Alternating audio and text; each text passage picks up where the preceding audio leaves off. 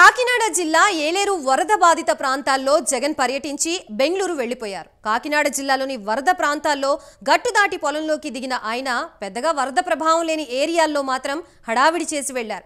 ముంపునికి గురైన ప్రాంతాల్ని చూడమని అక్కడి వారు అడిగినా ఆయన వెళ్లలేదు. ఇక ఈ సందర్భంగా ఆయన మీడియా ముందుకు వచ్చి చంద్రబాబు ప్రభుత్వంపై తీవ్ర స్థాయిలో విమర్శలు చేశారు.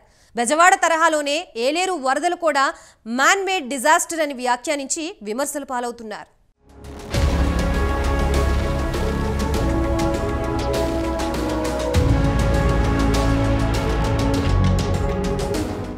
మ్యాన్ మేడ్ వరదలు ఇది ఆయనకు ఊతపదంలా మారిపోయింది. కాకినాడ జిల్లా ఏలేరు ప్రాజెక్టు వరద ప్రాంతాల్లో పర్యటించి వెళ్లిన మాజీ సీఎం జగన్ ఆ వరదలు కూడా కూటమి సర్కారు వైఫల్యమని తేల్చేశారు. వరద తాకిడికి గురైన ప్రాంతాల్లో పైపైన తిరిగేసి వెళ్లిపోయిన ఆయన చంద్రబాబుని టార్గెట్ చేయడమే పనిగా పెట్టుకున్నారు. ఎక్కడా గట్లు దాటి పొలంలోకి దిగని ఆయన తనదైన స్టైల్లో నవ్వుతూ నెత్తిన చేతులు ఉంచుతూ ముద్దులు పెడుతూ కనిపించి అందరినీ ఆశ్చర్యపరిచారు.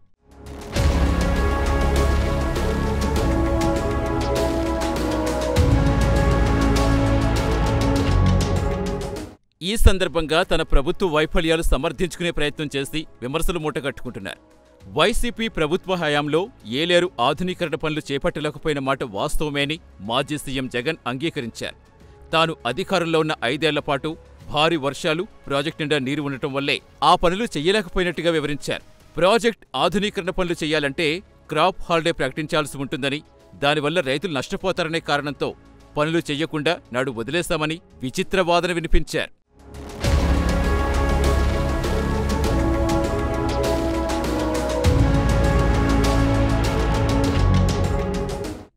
ఏలేరు ఆధునీకరణ చేయకపోవటం వల్లే వరద కాకినాడ జిల్లాను చాలా వరకు ముంచేస్తుంది.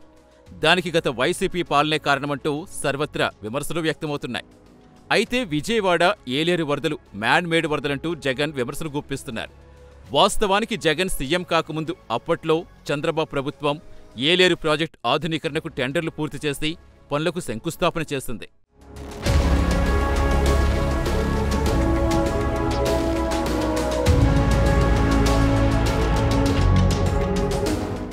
ఆ తరువాత అధికారంలోకి వచ్చిన జగన్ రివర్స్ టెండరింగ్ పేరుతో వాటిని రద్దు చేశారు. 5 ఏళ్లు ప్రాజెక్టు నిర్వహణ గాలి కుదిలేశారు. అయితే ఈ తప్పిదాలు కప్పిపుచ్చుకునేందుకు కూటమి ప్రభుత్వంపై నిందలు వేస్తారనే అభిప్రాయం వ్యక్తమవుతోంది. ఆ క్రమంలో పిఠాపురం మాజీ ఎమ్మెల్యే వర్మ తీవ్రస్థాయిలో మండిపడ్డారు. జగన్ అసత్య ప్రచారాలు చేస్తున్నారని మండిపడ్డారు.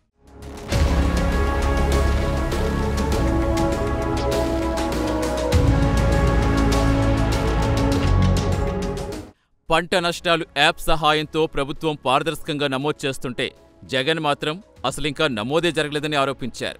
అదే సమయంలో చంద్రబాబు డిప్యూటీ సీఎం పవన్ కళ్యాణ్పై అక్కసు వెలగక్కారు. చంద్రబాబు డ్రామా ఆర్టిస్ట్ అని, పవన్ కళ్యాణ్ సినిమా ఆర్టిస్ట్ అని విమర్శించారు. బెజవాడలో 2 సార్లు, పిఠాపురంలో ఒక్కసారి పర్యటించిన జగన్ వరదలను మ్యాన్ మేడ్ డిజాస్టర్ అనడం మంత్రి నాదెండ్ల మనోహర్ ఎద్దేవా చేశారు. గత 5 ఏళ్లలో జగన్ పరిపాలనే రాష్ట్రానికి పెద్ద మ్యాన్ మేడ్ డిజాస్టర్ అని విమర్శించారు.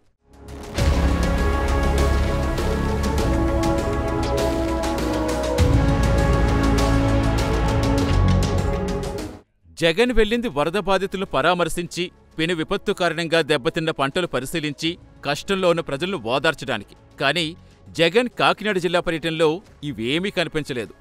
బాధితులతో పెద్దగా మాట్లాడిందే లేదు. కారు దిగి 2 అడుగులు కూడా నడవకుండా రోడ్లపై వారితో పొడిపొడిగా మాట్లాడి మమా అనిపించేశారు. ఏలేరు వరదకు అత్యధికంగా పిఠాపురం నియోజకవర్గంలో గొల్లప్రోలు మండలం అతలాకుతలం కాగా, నిరసనలు నిలదీతల భయంతో ఆ మండలం కాదని ఆ పక్కనే ఒక మోస్తరు ముంపు ఉన్న పిఠాపురం, కొత్తపల్లి మండలాల్లో పర్యటించారు. వాస్తవానికి ఏలేరు వరద ముంపుకు ప్రధాన కారణం వైసీపీ ప్రభుత్వ నిర్లక్ష్యమే అని బాధితుల్లో ఆగ్రహావేశాలు వ్యక్తమవుతున్నాయి.